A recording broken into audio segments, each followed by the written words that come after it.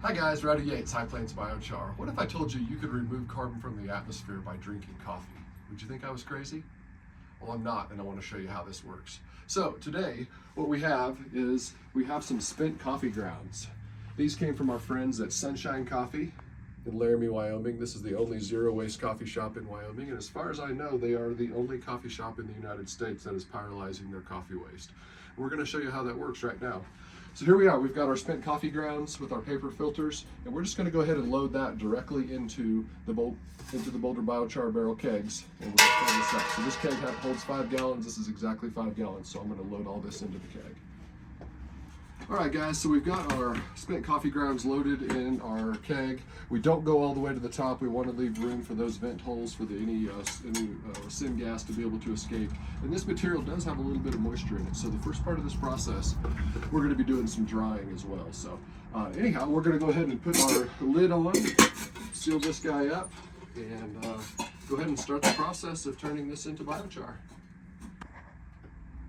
All right guys, we've got it lit, we've opened our air vents, and we're ready to start the process, so we'll check back in with you in a little bit. All right guys, we're back here, we're cooking our coffee grounds, and I wanted to show you guys one other interesting aspect of this. As part of the process, you have to cook off the moisture in the coffee grounds, so these take a little longer than your normal wood chips. So what you need is a source of fuel to do that with, and one of the things that we like to use is just cardboard. So this is another great way as you're recycling the coffee grounds into biochar. We're going to get rid of some of this cardboard and use it for heat.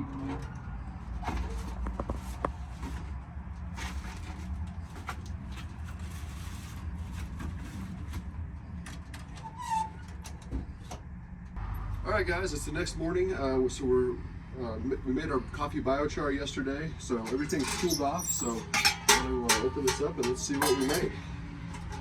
If you guys remember, it was about 4 gallons of coffee grounds in here. We didn't quite fill it up to the top because they're so dense, but let's see what this looks like.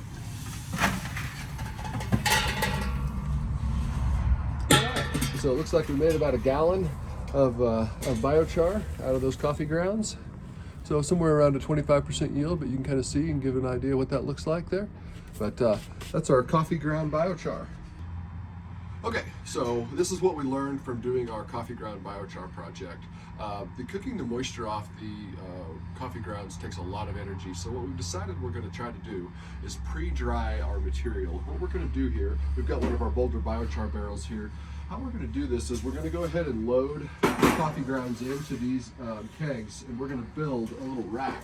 These kegs can be stacked on top of the drum and preheat and pre-dry all of these. So we think we're going to be able to build it. We can do 3 on each side of the drum, so we can pre-dry 6 each time we make a batch, and that should, if we do that, if we did that, each of those went 3 cycles, they should be really dry to start out with. That's going to make the process go a lot faster, because what we found was cooking all the moisture off took a long time.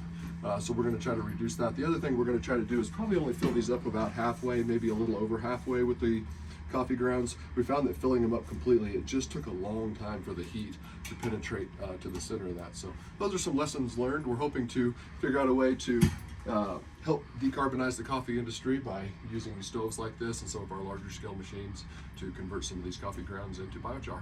But if you have questions, feel free to reach out. Thanks.